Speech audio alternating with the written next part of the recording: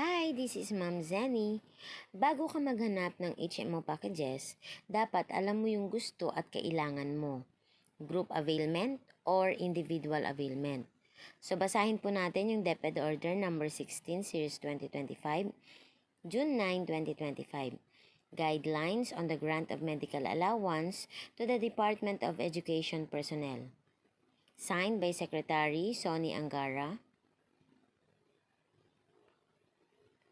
So, focus po tayo sa letter C, availing of medical allowance.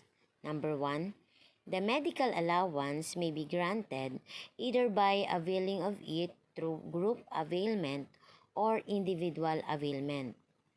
Number 3, group availment. The following guidelines shall apply to those who have availed of group availment. 3.2.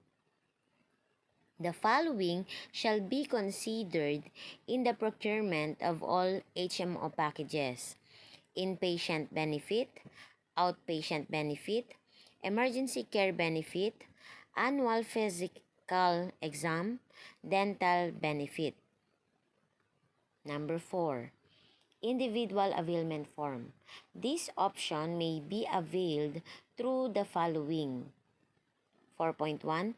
Payroll disbursement for the availment of new or renewal of individual HMO.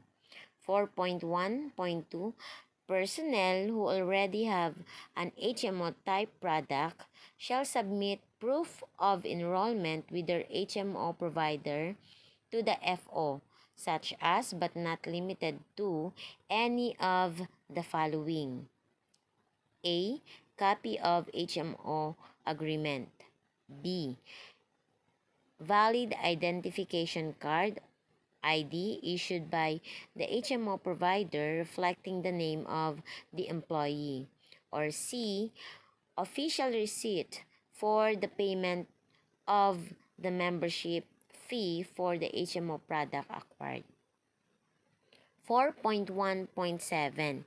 In cases where the HMO type product availed is below the rate of 7,000 pesos medical allowance, the personnel shall not be obliged to refund the excess amount.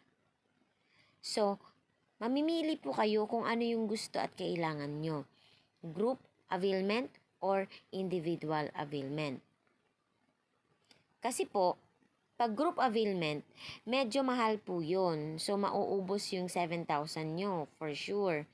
Kasi nga po, yung inpatient at emergency care, mahal na po yan. So, kung individual availment po yung pipiliin nyo, so pwede po kayo mag-avail ng product below 7,000. So, ibig sabihin, may matitira pa dun sa medical allowance nyo na pwede nyo gamitin or isave for medical purposes. Just like, pagbili ng vitamins, maintenance, or gamot. So, share ko lang po itong post. DepEd teachers need HMO package. These are outpatient, inpatient, dental, emergency, benefits, annual physical, and other benefits. 7K per packs.